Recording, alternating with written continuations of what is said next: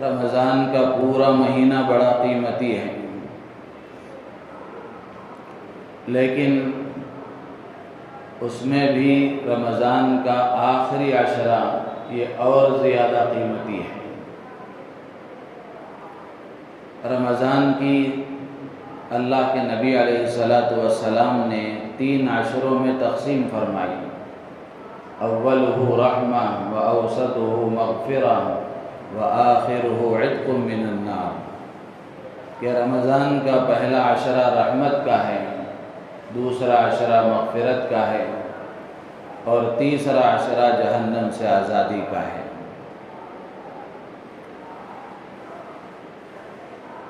اللہ کے نبی علیہ السلام نے 3 عشروں کو 3 نام دیے ہیں۔ یہ دراصل لوگوں کی مختلف کیفیتوں کے اعتبار سے ہے۔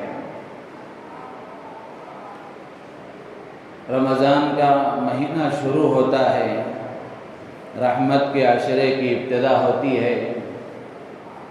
اللہ کی رحمت سے بندوں کے اندر نیک کام کرنے کا جذبہ پیدا ہوتا ہے، نیکیوں کی رغبت پیدا ہوتی ہے، خیر کی طرف رجحان زیادہ ہوتا ہے، اور آدمی اپنے آپ کو خیر کے کاموں میں زیادہ لگانے کی کوشش کرتا ہے، جس کی وجہ سے یہ عشرہ جب مکمل ہوتا ہے تو وہ بندہ اللہ کی رحمت کا مستحق ہو جاتا ہے۔ جب ایک عشرہ وہ عبادتوں میں گزارتا ہے، اطاعت کے ساتھ گزارتا ہے، تو دوسرے عشرے میں اللہ تعالیٰ اسے مغفرت کا پروانہ عطا فرماتے ہیں، اور پھر جب 2 عشرے گزر جاتے ہیں تو 2 عشرے گزرنے کے بعد گویا ان دونوں کے تکملے کے طور پر کہ یہ 2 عشرے عبادتوں میں گزرے، اللہ کی نافرمانی سے بچتے ہوئے گزرے، تو مغفرت کا جو خلاصہ ہے اور مغفرت کا جو مفہوم ہے کہ اللہ تعالیٰ معاف فرما کر جہنم سے نجات عطا فرما دے، تو آخری عشرے میں اللہ تعالیٰ بندوں کو جہنم سے آزادی کے پروانے عطا فرماتے ہیں۔ تو یہ دوسرا عشرہ چل رہا ہے، مغفرت کا عشرہ ہے۔ اس میں دعائیں مانگنی چاہیے اللہ سے، اپنی مغفرت کے لیے، اپنے ماں باپ کی مغفرت کے لیے، اپنے بیوی بچوں کی مغفرت کے لیے، اپنے رشتہ داروں کی اور پوری امت مسلمہ کی مغفرت کے لیے، اور پوری انسانیت پر اللہ کی رحمت متوجہ ہو، اس کے لیے دعاؤں کا اہتمام کرنا چاہیے۔ تو الغرض جو آخری عشرہ شروع ہونے والا ہے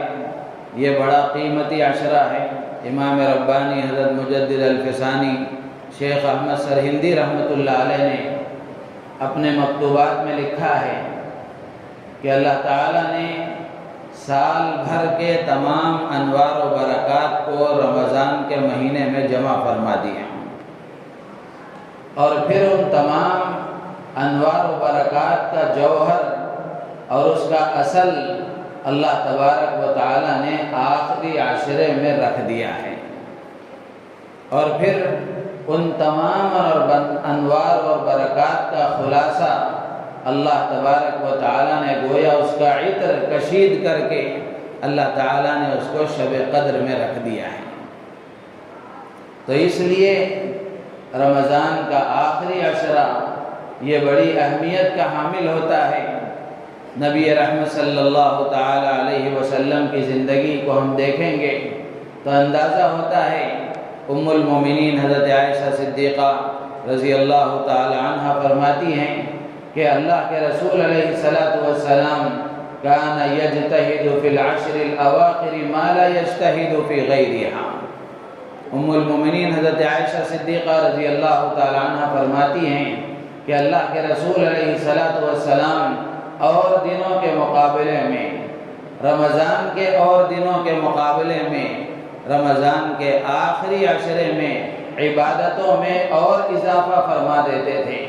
اور عبادتوں میں مجاہدہ بڑھ جاتا تھا اور کوشش فرماتے تھے۔ امام نووی رحمۃ اللہ علیہ نے لکھا ہے کہ پوری رات اللہ کے رسول علیہ السلام نماز پڑھتے ہوئے گزار دیتے تھے۔ ابو داؤد کی شرح عون المعبود میں لکھا ہے کہ اللہ کے رسول علیہ السلام پوری رات نماز میں، ذکر میں، تلاوت میں گزار دیتے تھے۔ تو اس لیے یہ رمضان کا آخری عشرہ گویا یہ اللہ کا ایک بڑا انعام ہے جو ابھی قریب میں شروع ہونے والا ہے۔ ہماری ذمہ داری بنتی ہے کہ ہم اس کی اہمیت کو سمجھیں، اس کی عظمت اپنے دل میں پیدا کریں، اور ویسے سال بھر کے مقابلے میں، رمضان کے علاوہ دنوں کے مقابلے میں، رمضان میں عبادتوں میں کچھ نہ کچھ اضافہ ہو ہی جاتا ہے۔ قرآن کی تلاوت، جن کو قرآن پڑھنا آتا ہے وہ قرآن کی تلاوت کا اہتمام کرتے ہیں، صدقہ اور خیرات کا اہتمام کرتے ہیں، اور تراویح کی نماز کا اہتمام ہوتا ہے، روزے کا اہتمام ہوتا ہے، اور طبیعتوں میں چونکہ خیر غالب ہوتا ہے اس لیے نوافل سنتوں کی طرف، تہجد اور اشراق، چاشت اور وابین کی طرف توجہ رہتی ہے، اس کا اہتمام رہتا ہے۔ لیکن رمضان کے آخری عشرے میں، رمضان کے پہلے 2 عشروں کے مقابلے میں اور زیادہ عبادتوں میں اضافہ ہونا چاہیے۔ یہ اللہ کے نبی علیہ السلام کی زندگی سے ہمیں سبق ملتا ہے۔ ام المومنین حضرت عائشہ صدیقہ رضی اللہ تعالی عنہا ہی فرماتی ہیں کہ جب آخری عشرہ شروع ہوتا تو اللہ کے نبی علیہ السلام احیا لیلہ وایقظ اہلہ وشد مئزرہ۔ حضرت عائشہ رضی اللہ تعالیٰ عنہ فرماتی ہیں کہ جب آخری عشرہ شروع ہو جاتا اللہ کے رسول علیہ السلام پوری رات جاگ کر گزارتے تھے، عبادتوں میں گزارتے تھے، اور اپنے گھر والوں کو بھی جگاتے تھے۔ وشد مئزرہ، اپنی تہبند کو مضبوط باندھ لیتے تھے، کمر کس لیتے تھے۔ تو معلوم ہوا کہ جب آخری عشرہ شروع ہوتا تو 2 کام اللہ کے نبی علیہ السلام کیا کرتے تھے۔ ایک تو پوری رات عبادتوں میں گزرتی تھی، اور دوسرا کام خود بھی عبادتوں کا اہتمام فرماتے تھے، خود بھی اللہ کے سامنے مناجات کا اہتمام فرماتے تھے، اس کے ساتھ ساتھ اپنے گھر والوں کو بھی اس کی ترغیب دیتے تھے، گھر والوں کو بھی جگاتے تھے۔ تو اس لیے یہ رمضان کا آخری عشرہ، اس کی اہمیت کا اندازہ ہوتا ہے اس بات سے کہ اللہ کے رسول علیہ السلام اتنا اہتمام فرمایا کرتے تھے، تو اس سے اندازہ ہوتا ہے کہ کوئی تو بات تھی، اس کی اہمیت تھی، جس کی وجہ سے اللہ کے نبی علیہ السلام اتنا اہتمام فرمایا کرتے تھے۔ تو اس لیے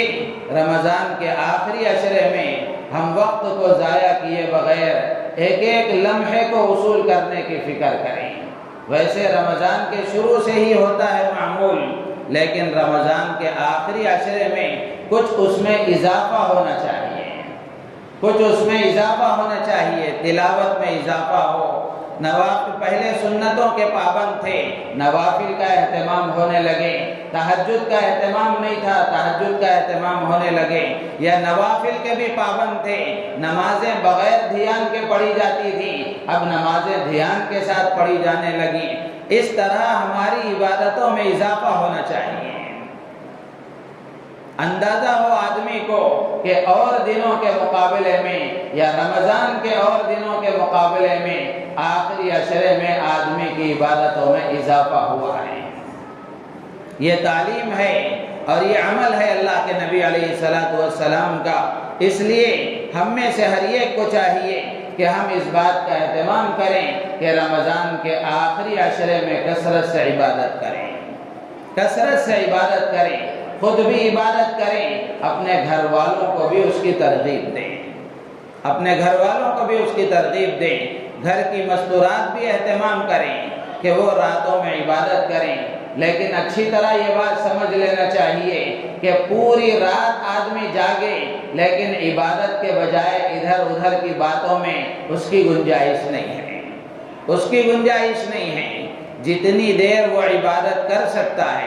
جتنی دیر وہ عافیت کے ساتھ رات گزار سکتا ہے عبادتوں میں، نماز میں، ذکر میں، تلاوت میں، دینی کتابوں کے مطالعے میں اور اللہ سے مناجات اور دعا مانگنے میں اتنا وقت اس میں لگائے، اور اس کو ضائع کرنے والے جو اعمال ہیں اس سے بچنے کا آسان طریقہ ہے کہ آرام فرما لیا جائے، اطمینان کے ساتھ سو جایا جائے، اور پھر آخری پہر میں اٹھ کر تہجد کا اہتمام کر لیا جائے۔ عموماً جاگنے کا مطلب یہی سمجھا جاتا ہے کہ صرف جاگنا چاہیے، رات گزرنا چاہیے، کسی طرح رات کاٹ لینی چاہیے پوری، کہ کس دوستوں کی محفل میں یا پھر ادھر ادھر کی واہی تباہی باتوں میں رات گزار لی جائے، ایسا نہیں ہے۔ اللہ کے نبی علیہ السلام رات بھر عبادت کیا کرتے تھے، جیسے امام نووی کا قول میں نے نقل کیا کہ امام نووی رحمۃ اللہ علیہ فرماتے ہیں کہ پوری رات آپ نماز میں گزارتے تھے۔ اندازہ کر کے دیکھیں، رمضان کے علاوہ سال بھر کے دنوں میں ہی اللہ کے نبی علیہ السلام کی عبادتوں کا کیا حال تھا۔ راتوں میں آپ عبادت کرتے تھے، آپ کے پیر ورم کر جاتے تھے، سوج جاتے تھے، تو ایسی عبادتیں آپ کی عام دنوں میں،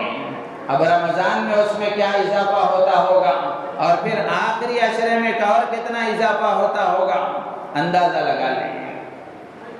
تو اس لیے یہ پہلی بات ہے کہ رمضان کا آخری عشرہ شروع ہونے والا ہے، تو ہم اب اس بات کی فکر کریں، اپنے آپ کو تیار کریں کہ اپنی مشغولیتوں اور مصروفیتوں کو کم سے کم کرتے ہوئے عبادتوں میں اپنے آپ کو لگانے کی کوشش کریں، اس لیے کہ دنیا کی جتنی مصروفیتیں ہیں یہ زندگی بھر رہنے والی ہیں، سال بھر رہنے والی ہیں۔ رمضان میں بھی اگر ہم اسی میں لگے رہے، رمضان کے آخری عشرے میں بھی اسی معمول کے مطابق اگر ہم نے اس کو گزار لیا، تو پھر رمضان کی ہم نے کیا قدر کی، اور رمضان سے ہم نے کیا فائدہ اٹھایا، اور رمضان کے آخری عشرے میں ہمارے معمول میں کیا اضافہ ہوا۔ تو اس لیے کوشش ہو اس بات کی کہ عبادتوں میں اضافہ ہو، اپنی مصروفیتوں کی ترتیب بنا لی جائے، اور اس طرح کا نظام العمل طے کیا جائے کہ ہمارا زیادہ وقت عبادت میں گزرے، اللہ کی طرف عبادت توجہ میں، اللہ کی طرف رجحان میں ہمارا وقت گزرے، اس کا ہم میں سے ہر ایک کو اہتمام کرنا چاہیے۔ اس کی آسان شکل یہ ہے کہ آدمی کا زیادہ سے زیادہ وقت عبادتوں میں گزرے، اور اس کی توجہ اللہ کی طرف رہے، گناہوں سے وہ محفوظ رہے۔ تو اس کی آسان شکل یہ ہے کہ آدمی اعتکاف کا اہتمام کر لے، اعتکاف کا اہتمام کر لیں۔ اللہ کے نبی علیہ السلام رمضان کے آخری عشرے کا اہتمام کے ساتھ اعتکاف فرمایا کرتے تھے۔ حضرت عائشہ صدیقہ رضی اللہ تعالی عنہ فرماتی ہیں کہ اللہ کے رسول علیہ السلام رمضان کے آخری عشرے کا اہتمام آپ نے دنیا سے رخصت ہونے تک فرمایا، اہتمام فرمایا۔ اور اسی کے ساتھ ساتھ روایتوں میں لکھا ہے کہ ایک سال ایسا ہوا کہ اللہ کے رسول علیہ السلام سفر میں تھے، جس کی وجہ سے اعتکاف نہیں کر سکے، تو آپ نے آئندہ سال 20 دن کا اعتکاف فرمایا، 20 دن کا اعتکاف فرمایا۔ اسی طرح روایتوں میں آتا ہے کہ جب اللہ کے رسول علیہ السلام کے دنیا سے رخصت ہونے کا سال آیا، اس سال اللہ کے نبی علیہ السلام نے 20 دن کا اعتکاف فرمایا۔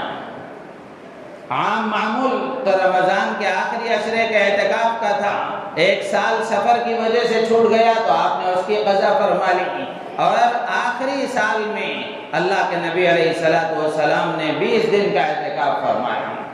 اس سے اس کی اہمیت کا اندازہ ہوتا ہے، اور اعتکاف کی وجہ سے آدمی کا زیادہ وقت عبادتوں میں گزر جاتا ہے۔ اور اعتکاف کی حقیقت یہ ہے کہ آدمی کی توجہ اللہ کی طرف ہو جائے، اللہ کا استحضار نصیب ہو جائے، رجوع الی اللہ کی توفیق ہو جائے، اور اللہ سے تعلق مضبوط ہو جائے۔ آج ہر آدمی پریشانیوں میں گھرا ہوا ہے، مصیبتوں میں گھرا ہوا ہے، ہر ایک کو کچھ نہ کچھ پریشانیاں لگی ہوئی ہیں، کسی کو کاروبار کی، کسی کو صحت سے متعلق، کسی کو اولاد سے متعلق، اور کسی کو نہ جانے اور کیسی کیسی پریشانیاں لگی ہوئی ہیں۔ ان ساری پریشانیوں کا اور ان ساری مصیبتوں کا واحد حل یہ ہے کہ بندہ اللہ کی طرف متوجہ ہو جائے، اللہ کی طرف رجوع کر لے، اللہ سے تعلق کو مضبوط کر لے۔ اللہ تعالیٰ فرماتے ہیں فَفِرُّوا إِلَى اللَّهِ، اللہ کی طرف دوڑ کر آؤ، اللہ کی طرف رجوع کرو، اللہ کی طرف متوجہ ہو جاؤ۔ یہی مشکلات کا حل ہے، یہی مشکلات کا حل ہے۔ افلاطون نے حضرت موسیٰ علیہ السلام سے ایک مرتبہ پوچھا کہ اگر آسمان و زمین کمان ہو جائیں اور حوادث زمانہ، پریشانیاں، مصیبتیں یہ تیر ہو جائیں اور چلانے والا اللہ ہو، تو اس صورت میں مصیبتوں سے نجات کا کیا طریقہ ہے؟ آسمان و زمین کمان ہو جائیں اور مصیبتیں تیر بن جائیں اور چلانے والا کوئی اور نہیں، کائنات کا خالق اللہ ہو جائے، تو اس صورت میں مصیبتوں اور پریشانیوں اور مشقتوں سے نجات کا کیا راستہ ہے؟ تو حضرت موسیٰ علیہ السلام نے فرمایا کہ اس کا راستہ یہ ہے کہ بندہ اللہ کی طرف متوجہ ہو جائے، اللہ کی طرف متوجہ ہو جائے، اللہ کی طرف رجوع کر لے۔ جو اللہ کی طرف متوجہ ہو جاتا ہے، اللہ کی طرف رجوع کر لیتا ہے، اللہ سے اپنا تعلق مضبوط کر لیتا ہے، اللہ تعالیٰ اس کے لیے آسانیاں پیدا فرما دیتے ہیں، مشقتوں سے چھٹکارا عطا فرماتے ہیں، مصیبتوں کو دور فرماتے ہیں۔ تو میرے عزیز و دوست بزرگوں، اللہ کی طرف رجوع کرنا اور اللہ کی طرف متوجہ ہو جانا یہ بہت بڑی چیز ہوتی ہے، بہت بڑا انعام ہوتا ہے۔ روایتوں میں آتا ہے قارون جب زمین میں دھسنے لگا تو اس وقت اس نے کئی بار حضرت موسیٰ کو پکارا، اپنی قرابت اور رشتہ داری کا بھی واسطہ دیا، لیکن حضرت موسیٰ علیہ السلام غضب کی کیفیت میں تھے، غصے میں تھے، تو شدت غضب کی وجہ سے، اس غصے کی وجہ سے حضرت موسیٰ علیہ السلام نے اس کی طرف توجہ نہیں دی۔ جب قارون پوری طرح زمین میں دھس گیا، زمین نے اس کو نگل لیا، حضرت موسیٰ کی طرف وحی آئی کہ موسیٰ، قارون نے اتنی مرتبہ تمہیں پکارا، اگر ایک مرتبہ وہ مجھے پکارتا، میری طرف رجوع کر لیتا تو میں اس کو معاف کر دیتا۔ تو میرے عزیز و دوست بزرگوں، ہماری زندگی گناہوں سے بھری ہوئی ہے، لیکن ہمارے گناہ اللہ کی رحمت سے بڑے نہیں ہیں۔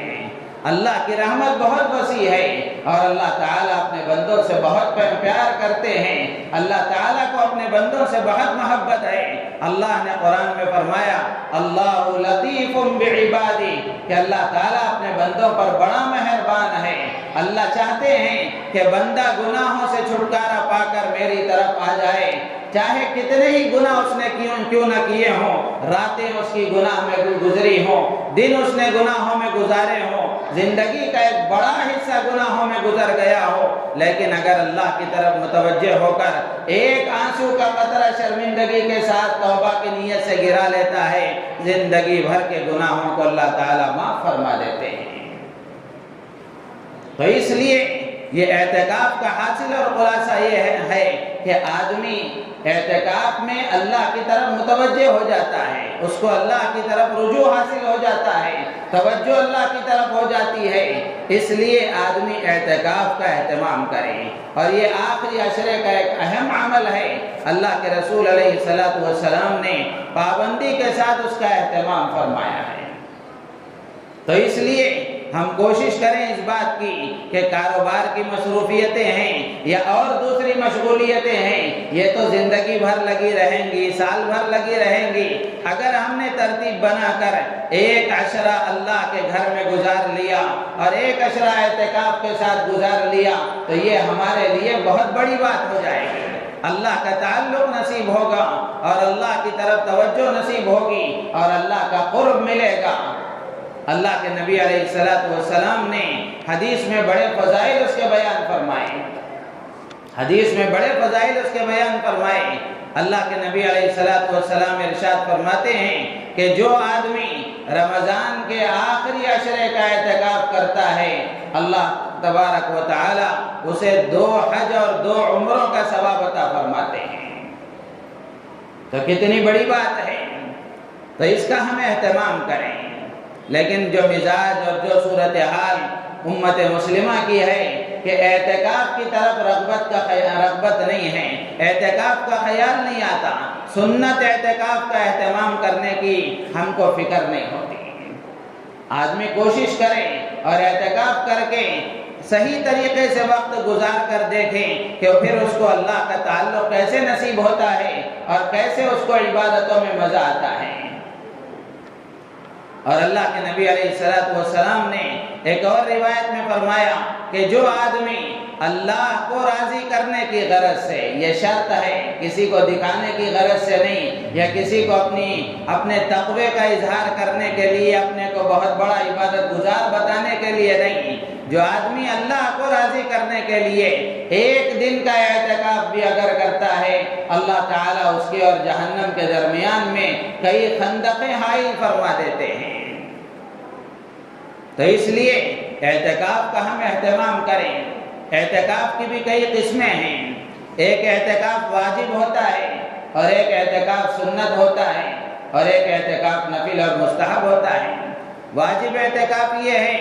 کہ آدمی کوئی نیت کرے، منت مانے کہ میرا اگر فلاں کام ہو جائے تو میں 10 دن کا اعتکاف کروں گا، 2 دن کا اعتکاف کروں گا، 5 دن کا اعتکاف کروں گا۔ تو وہ کام اگر ہو جائے تو پھر آدمی کو اعتکاف کرنا لازم ہو جاتا ہے۔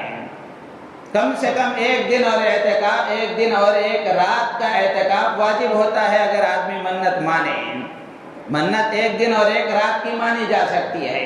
تو یہ واجب اعتکاف کے لیے روزہ بھی ضروری ہے، روزے کے ساتھ یہ اعتکاف ہوگا۔ یا پھر آدمی مطلق منت مانے کہ میں 10 دن کا اعتکاف کرنے کی نیت کرتا ہوں، 5 دن کا اعتکاف کرنے کی نیت کرتا ہوں، کسی کام کی تعمیل کی شرط کے بغیر، کسی کام کے پورا ہونے کی شرط کے بغیر مطلق آدمی منت مانے تو یہ اس پر وہ اعتکاف واجب ہو جاتا ہے۔ اس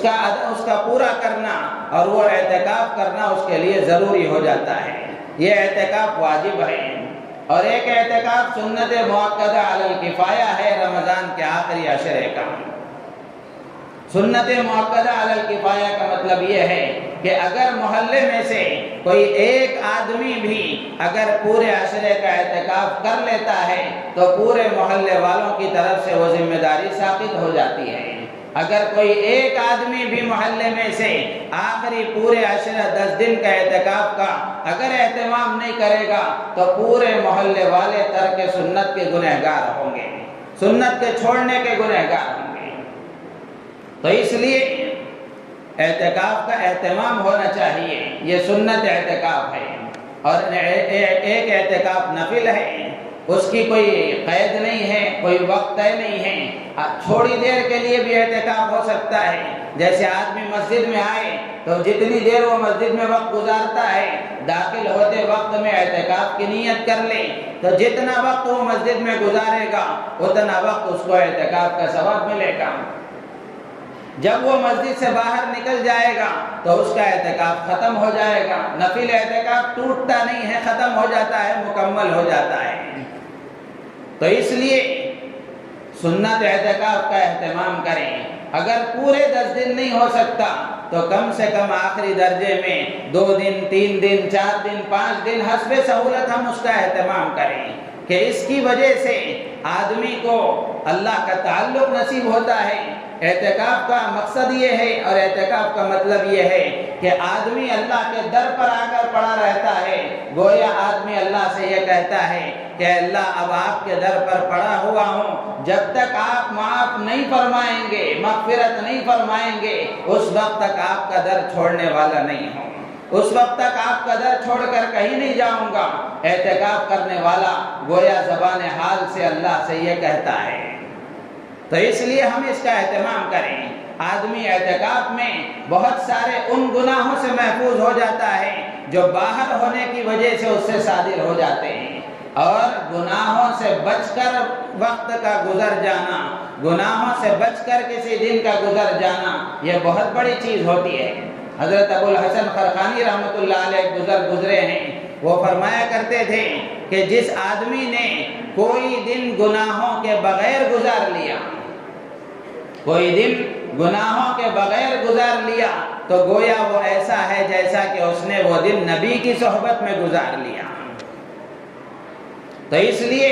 اعتکاف میں آدمی یہ سارے کام کر سکتا ہے، گناہوں سے محفوظ ہو جاتا ہے اور عبادتوں کی اس کو توفیق ہو جاتی ہے۔ بلکہ اللہ کے نبی علیہ السلام نے تو یہاں تک لکھا فرمایا،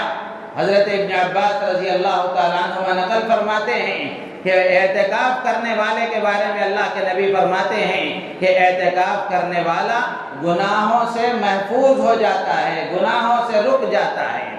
اور بہت سارے وہ نیکیاں اس کے لیے لکھی جاتی ہیں جو اعتکاف کی وجہ سے وہ نیک کام نہیں کر سکتا۔ ظاہر سی بات ہے کہ آدمی اعتکاف میں مسجد میں بیٹھ جائے تو پھر آدمی کسی بیمار کی عیادت کے لیے اس کے پاس نہیں جا سکتا، جنازے میں شریک نہیں ہو سکتا اور تدفین میں شریک نہیں ہو سکتا۔ اس طرح کے جو بڑے بڑے اہم کام ہیں اور بڑے بڑے اجر و ثواب کے حامل کام ہیں، یہ کام وہ نہیں کر سکتا۔ لیکن اگر اس کے یہ کام کرنے کی عادت رہی ہے پہلے سے، اب اعتکاف کی وجہ سے وہ یہ کام نہیں کر سکتا، اللہ کے نبی علیہ السلام فرماتے ہیں بغیر کیے کہ بھی اللہ تبارک و تعالی اس کو ان تمام نیکیوں کا اجر و ثواب عطا فرماتے ہیں، ان تمام نیک کاموں کا اجر و ثواب عطا فرماتے ہیں۔ کتنی بڑی بات ہے کہ اعتکاف کرنے والا اگر مسجد میں آرام بھی کرتا رہے، سوتا بھی رہے، تب بھی اللہ تعالیٰ اسے اجر و ثواب عطا فرماتے ہیں۔ اس کا یہ مطلب نہیں ہے کہ آدمی دن بھر سوتا ہی رہے، بلکہ اس کا مطلب یہ ہے کہ آدمی اگر عبادتوں سے تھک کر تھوڑی دیر آرام بھی کر لیتا ہے تو یہ آرام کرنا بھی ضائع نہیں جاتا، بلکہ اس پر بھی اللہ تعالیٰ اسے اجر و ثواب عطا فرماتے ہیں۔ تو اس لیے اعتکاف کا اہتمام ہونا چاہیے۔ بالخصوص نوجوانوں سے میں عرض کروں گا کہ نوجوان اپنی جوانی میں مسجد کے ماحول میں اعتکاف کے ساتھ اگر وقت گزاریں گے، اللہ کی ذات عالی سے امید ہے کہ یہ اچھا ماحول، اللہ کے گھر کا ماحول، فرشتوں والا ماحول، نیک کاموں کا اہتمام وہ نفس کو کنٹرول کرے گا، جوانی کی حفاظت میں معین و مددگار ہوگا اور جوانی میں اللہ کا قرب عطا ہوگا، اللہ کا تعلق نصیب ہوگا۔ ورنہ یہ جوانی میں جوان ہمارے وقت کہاں کہاں گزارتے ہیں، راتیں ان کی کیسے گزرتی ہیں، دن ان کا کیسے گزرتا ہے۔ اگر کوشش کریں اس بات کی کہ ایک عشرہ پورا اعتکاف کر لیا جائے تو پھر اس کے بعد دیکھیں کہ زندگی میں کیسے انقلاب آتا ہے، کیسے دل کی دنیا بدلتی ہے، کیسے خیر کی طرف رجحان ہوتا ہے، برائیوں سے بچنے کی استعداد اللہ تعالیٰ پیدا فرما دیتے ہیں۔ تو اس لیے اعتکاف کا اہتمام کریں۔ سنت اعتکاف کا وقت 20ویں رمضان کی غروب آفتاب سے پہلے آدمی مسجد میں آ جائے اور عید کا چاند دیکھنے تک وہ مسجد میں وقت گزارے، تو یہ سنت اعتکاف کا وقت ہے۔ اور اس کے لیے اعتکاف کرنے والے کے لیے سب سے بڑی چیز یہ ہے کہ وہ مسجد کے حد کو معلوم کر کے اپنا پورا وقت مسجد کے حد میں گزارنے کی کوشش کرے۔ مسجد کے حد میں گزارنا یہ انتہائی ضروری ہے، ورنہ ہوتا یہ ہے مسائل سے ناواقفیت کی وجہ سے آدمی یہ سمجھتا ہے کہ میں سنت اعتکاف کر رہا ہوں، لیکن بغیر کسی ضرورت کے آدمی مسجد کی حد سے باہر چلا جاتا ہے، وہاں وقت کئی زیادہ وقت بھی گزار لیتا ہے یا تھوڑا وقت بھی گزار لیتا ہے، لیکن سنت اعتکاف اگر آدمی کر رہا ہے تو پھر ایک سیکنڈ کے لیے بھی مسجد کی حد سے بغیر کسی ضرورت کے اگر باہر نکل گیا تو اس کا سنت اعتکاف ختم ہو جاتا ہے۔ نفل کے لیے کوئی قید نہیں ہے، جب وہ مسجد کی حد سے باہر نکل گیا اس کا اعتکاف مکمل ہو گیا، پھر وہ اندر اعتکاف کی نیت کر کے آئے گا تو اس کا اعتکاف شروع ہوگا۔ سنت اعتکاف کے لیے یہ بات ہے اور واجب اعتکاف کے لیے بھی یہی بات ہے۔ اگر آدمی مسجد کی حد سے بغیر کسی ضرورت کے باہر نکل گیا تو اس کا اعتکاف ختم ہو جاتا ہے۔ اور سنت اعتکاف کے لیے یہ ضروری ہے کہ 20ویں رمضان کی غروب آفتاب سے پہلے آدمی مسجد کی حد میں داخل ہو جائے اور نیت کر لے۔ نیت کرنا ضروری ہے، آدمی نیت کر کے داخل ہو جائے۔ ہاں اب وہ مسجد میں آ رہا ہے، نیت دل کا عمل ہے، نیت دل کا عمل ہے، زبان سے بولنا ضروری نہیں ہے۔ اب آدمی گھر سے تیاری کر کے 20ویں رمضان کے غروب آفتاب سے پہلے مسجد میں آ رہا ہے تو یہی نیت کر کے ہی آ رہا ہے۔ تو اس لیے یہ کچھ چھوٹی چھوٹی باتیں تھی، اور بھی مسائل ہیں، تفصیل کے ساتھ اس کو معلوم کر لینا چاہیے، وقت نہیں ہے ورنہ تفصیل کے ساتھ عرض کیا جاتا۔ زیادہ سے زیادہ یہی بات ذہن میں رکھنی چاہیے کہ مسجد کی حد کے اندر رہنے کا اہتمام ہو، بغیر کسی ضرورت کے آدمی باہر نہ جائیں۔ اور اعتکاف میں کیا عبادت کرے؟ خصوصی کوئی عبادت نہیں ہے، آدمی نمازوں کا اہتمام کرے اور خاص طور سے کثرت سے قرآن کی تلاوت کا اہتمام کرے، اللہ کے ذکر کا اہتمام کرے، اور اسی طریقے سے نوافل کا، تہجد کا، اشراق کا، چاشت اور اوابین کا اور دوسری نوافل کا اہتمام کرنے کی کوشش کرے۔ تو ان عبادتوں کے ساتھ اگر وقت گزرے گا تو پھر یہ عبادتوں کا نور ہمارے اندر پیدا ہوگا اور ہماری تربیت ہوگی، ہمارا دل اللہ کی طرف متوجہ ہوگا، اللہ کا تعلق ہمیں نصیب ہوگا۔ اور یہ اعتکاف میں اللہ کے نبی علیہ السلام رمضان کے آخری عشرے کا اعتکاف فرماتے تھے، اور یہ فرماتے تھے کہ رمضان کے آخری عشرے کی راتوں میں شب قدر کو تلاش کیا کرو۔ اور اعتکاف کا یہ اصل مقصد بھی ہے کہ شب قدر اس میں اس کو نصیب ہو جاتی ہے، شب قدر اس میں اس کو نصیب ہو جاتی ہے۔ اللہ کے نبی علیہ السلام نے پہلے رمضان میں شب قدر کی تلاش میں پہلے عشرے کا اعتکاف فرمایا،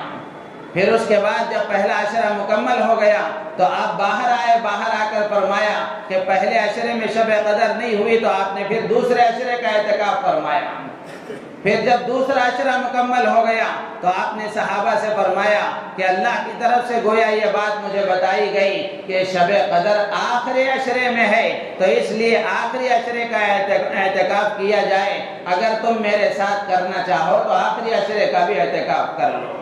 تو اللہ کے نبی علیہ السلام نے پہلے رمضان میں پورے مہینے کا اعتکاف فرمایا، اور پھر اس کے بعد آپ اہتمام کے ساتھ آخری عشرے کا اعتکاف کا اہتمام فرمایا کرتے تھے۔ تو اس لیے رمضان کے آخری عشرے کو صحیح طریقے سے گزارنے کے لیے اور اس کا زیادہ سے زیادہ وقت عبادتوں میں گزارنے کے لیے افضل اور بہتر طریقہ یہ ہے کہ آدمی اعتکاف کا اہتمام کر لے، اس کی وجہ سے عبادتوں کی اس کو توفیق ہو جاتی ہے، اس کا زیادہ وقت اس مسجد میں گزرتا ہے، اچھے ماحول میں گزرتا ہے، گناہوں سے بچ کر وقت گزرتا ہے، نیک کاموں میں گزرتا ہے، جس کی وجہ سے آخری عشرے کی قدردانی نصیب ہو جاتی ہے۔ اللہ تعالیٰ سے دعا ہے اللہ تعالیٰ ہم سب کو ان باتوں پر عمل کی توفیق عطا فرمائے۔ اسی کے ساتھ ساتھ چونکہ رمضان میں عموماً لوگ زکوٰۃ ادا کرتے ہیں، زکوٰۃ سے متعلق عرض کرنے کا موقع نہیں ہوا، ایک دو باتیں عرض کر کے میں اپنی بات ختم کروں گا۔ رمضان کے ساتھ زکوٰۃ کا کوئی قانونی تعلق نہیں ہے، یعنی زکوٰۃ رمضان کی عبادت نہیں ہے، بلکہ مال پر سال گزرنا ضروری ہے، سال گزر جائے تو زکوٰۃ واجب ہو جاتی ہے، لیکن چونکہ رمضان ہی میں زکوٰۃ کی ادائیگی کا معمول ہے تو زکوٰۃ کا جو مقصد ہے احادیث پر اور قرآن پر غور کیا جائے تو اس کا مقصد دو نکلتا ہے، ایک ہے غریبوں کا تعاون کرنا، ان کی غربت کو دور کرنے میں مدد کرنا، اور دوسرا ہے اسلام کی حفاظت اور اشاعت کرنا۔ یہ دو مقصد زکوٰۃ کی ادائیگی کے ہیں،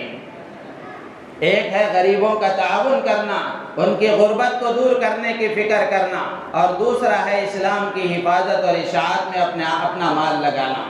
تو اس کے لیے جہاں ہم اپنے غریب رشتہ داروں کا خیال کرتے ہیں، کرنا چاہیے، مقدم یہی ہے کہ آدمی اپنے رشتہ داروں کا جائزہ لے، اپنے پڑوسیوں کا جائزہ لے، اپنے دوست و احباب ملنے والوں کا جائزہ لے، جو غریب ہیں زکوٰۃ کے مستحق ہیں ان کو زکوٰۃ دی جائے، لیکن اس کے ساتھ ساتھ ہر زکوٰۃ دینے والے کے لیے ضروری ہے، ذمہ داری ہے، اور یہ اخلاقی فریضہ ہے کہ وہ مدارس کو بھی اپنی زکوٰۃ ضرور دینے کی کوشش کریں، اس لیے کہ زکوٰۃ کے جو دو مقاصد ہیں یہ دونوں مقاصد مدارس کے تعاون میں پائے جاتے ہیں۔ عموماً مدرسوں میں جو بچے آ کر پڑھتے ہیں وہ غریب ہوتے ہیں، تعاون کے مستحق ہوتے ہیں، زکوٰۃ کے مستحق ہوتے ہیں۔ اگر آپ نے مدرسوں کا تعاون کر دیا، مدرسوں کو زکوٰۃ دی، تو ایک مقصد یہ بھی ادا ہوگا، اور یہ بات روز روشن کی طرح آیا ہے کہ اسلام کی حفاظت میں مدارس کا جو کردار ہے وہ سب کے سامنے ہے۔ تو اسلام کی حفاظت کے لیے اور غریبوں کی غربت کو ختم کرنے، اس کے تعاون کے لیے، یہ دونوں مقاصد بھی پورے ہوں گے اگر مدارس کا تعاون کیا جائے۔ جس ملک میں ہم زندگی گزار رہے ہیں، اس ملک میں اسلام کو زندہ رکھنے کے لیے، اسلامی تشخص کو باقی رکھنے کے لیے مدارس کا جو کردار ہے اس کو بھلایا نہیں جا سکتا۔ پوری امت مسلمہ کی ذمہ داری ہے ان مدارس کو آباد رکھنا، ان کو زندہ رکھنا، ان کی ضرورتوں کو پورا کرنا اور ان کے تقاضوں کو پورا کرنا، یہ پوری امت کی اجتماعی ذمہ داری ہے۔ تو اس لیے زکوٰۃ دینے والوں کی ذمہ داری ہے کہ وہ جہاں اپنے غریب رشتہ داروں کا خیال کریں اور اپنے اڑوس پڑوس کے غریبوں کا خیال کریں، وہیں اس بات کی بھی کوشش کریں کہ ان کی زکوٰۃ کا کچھ نہ کچھ حصہ مدارس کو دیا جائے، مدارس میں بھی ان کے زکوٰۃ کا پیسہ لگے۔ اس لیے کہ مدارس کو اگر ہم دیں گے، مدارس مضبوط ہوں گے، دین کی تعلیم ہوگی اور دین کی اشاعت اور حفاظت کا کام ہوگا، تو اس لیے مدارس کو دینے کی کوشش کریں۔ اور اسی کے ساتھ ساتھ مدارس کو دیتے ہوئے آدمی مدارس کے سفراء کا خیال کرے، ان کی عزت کرے، ان کا احترام کرے۔ عموماً ہوتا یہ ہے، ہونا تو یہ چاہیے تھا کہ زکوٰۃ دینے والا اپنی زکوٰۃ لے جا کر خود دیتا، یہ صحیح طریقہ تھا، لیکن اب معاملہ ایسا ہے کہ زکوٰۃ چونکہ لینے والے آ جاتے ہیں اور دینے والے کے پاس آتے ہیں، جس کی وجہ سے دینے والے کے دل میں یہ خیال آتا ہے کہ گویا میں بڑا ہوں اور یہ سامنے والا مجھ سے چھوٹا ہے۔ حضرت جی مولانا الیاس صاحب رحمۃ اللہ علیہ فرمایا کرتے تھے کہ میری یہ آرزو اور میری تمنا ہے کہ اس محنت کے ذریعے سے میں یہ چاہتا ہوں کہ لوگوں کا یہ مزاج بنے کہ مدارس کے جو سفراء رمضان کے مقدس اوقات میں اور قیمتی اوقات میں، جو رمضان کے مقدس اوقات کو مدارس کے تعاون کی غرض سے یہ ممبئی اور کلکتہ کی سڑکوں پر اپنا وقت ضائع نہ کریں اور سیٹھوں کے پاس جا کر اپنے وہ ذلیل نہ ہو، میں یہ چاہتا ہوں کہ اس محنت کے ذریعے سے لوگوں کے اندر یہ جذبہ پیدا ہو کہ وہ اپنی زکوٰۃ خود لے جا کر ادا کرنے والے بنیں۔ تو اس لیے میرے عزیز و دوست و بزرگوں، اس لیے کہ زکوٰۃ کے ذریعے سے جہاں مال پاک ہوتا ہے وہیں مال والا بھی پاک ہوتا ہے، لیکن وہ کب پاک ہوگا؟ جب صحیح طریقے سے ادا کرے گا، ورنہ تو دل کا کبر جائے گا نہیں اور دل کا کبر ختم ہوگا نہیں۔ تو اس لیے اس کا اہتمام ہو کہ زکوٰۃ دینے والا خود ادا کرے، یا کم سے کم وہ لوگ آ رہے ہیں اور اپنی زکوٰۃ لے رہے ہیں ان کو اپنا محسن سمجھیں، ان کو اپنا محسن سمجھے، ان کے ساتھ رویہ صحیح ہو، بول چال صحیح ہو، بات کرنے کا انداز صحیح ہو، اونچے لہجے میں گفتگو نہ کی جائے، بلکہ وہ ایک عالم دین ہے، ایک حافظ قرآن ہے، اس کا احترام ہر مسلمان کے ذمہ لازم ہے۔ تو اس لیے اس کا خاص اہتمام کیا جائے، اور اسی کے ساتھ ساتھ رمضان کے یہ مقدس اوقات میں توبہ اور استغفار کا خاص اہتمام ہو۔ اور اسی کے ساتھ آخری بات یہ ہے کہ جیسا اس سے پہلے بھی آپ کے سامنے عرض کیا گیا کہ اب جو آنے والے انتخابات ہیں، یہ انتخابات بڑی اہمیت کے حامل ہیں، ہمارے اکابر متفکر ہیں اور ملک پر نگاہ رکھنے والے یہ سمجھتے ہیں کہ یہ اس الیکشن کے نتیجے اگر خدا نخواستہ اللہ حفاظت فرمائے غلط آ گئے تو پھر آگے جو ہوگا ہم اس کا تصور نہیں کر سکتے، اس لیے کہ سارے منصوبے بن چکے ہیں، ساری پلاننگیں ہو چکی ہیں، ساری تیاریاں ہو چکی ہیں، اور دیکھنے والے یہ اپنی آنکھوں سے دیکھ رہے ہیں، ہمارے اکابر بتا رہے ہیں۔ اس لیے ہماری ذمہ داری ہے کہ ہم ہوش کے ناخن لیں اور اپنے ووٹ کا صحیح استعمال کرنے کی کوشش کریں۔ جن کا ابھی تک ووٹر آئی ڈی نہیں بنا ہے وہ اپنا ووٹر آئی ڈی بنانے کی فکر کریں۔ 1 مہینے سے مسلسل ماشاءاللہ کام ہو رہا ہے اور وہاں دوسری مسجد کے پاس بھی ہو رہا ہے، تو ابھی بھی بہت سارے لوگ ایسے ہیں جن کا ووٹر آئی ڈی نہیں بنا ہے۔ روزانہ اعلان کیا جا رہا ہے تو روزانہ لوگ آ رہے ہیں۔ ایک صاحب کہنے لگے سال بھر آپ اعلان کریں گے تو سال بھر آتے رہیں گے، سال بھر آتے رہیں گے۔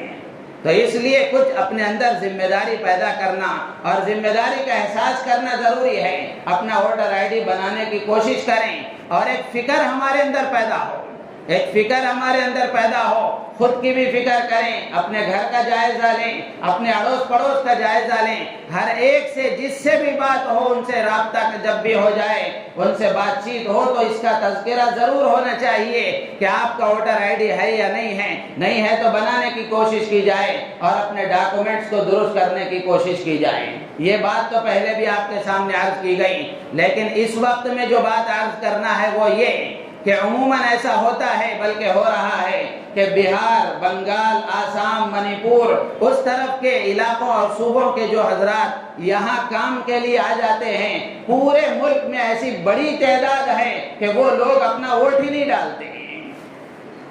وہ لوگ اپنا ووٹ ہی نہیں ڈالتے۔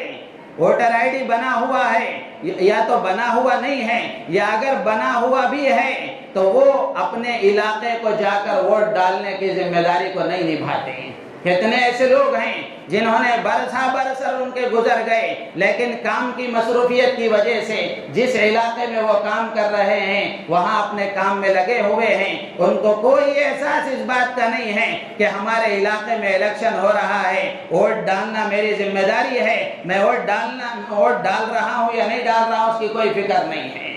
تو ہم فیکٹری کے مالک ذمہ داران حضرات سے درخواست کریں گے اس بات کی کہ آپ اس وقت میں غفلت کا شکار نہ ہو کر کے اپنے پاس کام کرنے والوں کو، اللہ نے آپ کو صاحب ثروت بنایا ہے، صاحب حیثیت بنایا ہے، سال بھر یہ مزدور آپ کے پاس کام کرتے ہیں اور انہی کے کام کی وجہ سے آپ سیٹ بنے ہوئے ہیں، تو آپ کی ذمہ داری ہے، اللہ تعالیٰ اگر آپ کو توفیق دے تو اپنے خرچ سے 10-15 ہزار روپے کوئی بڑے نہیں ہوتے، الیکشن کی تاریخ معلوم کر کے اپنے مزدوروں کا جائزہ لیں کہ ان کا ووٹر کارڈ بنا ہوا ہے کہ نہیں ہے، ان کا نام ووٹر لسٹ میں ہے کہ نہیں ہے، معلوم کر کے جائزہ لے کر کے ان کا آنے جانے کا اگر خرچ برداشت کر کے ان کو ووٹ ڈالنے کے لیے بھیجا جائے اور وہ وہاں جا کر ووٹ ڈال کر آئیں تو یہ اس وقت کا ایک بہت بڑا کار خیر ہوگا،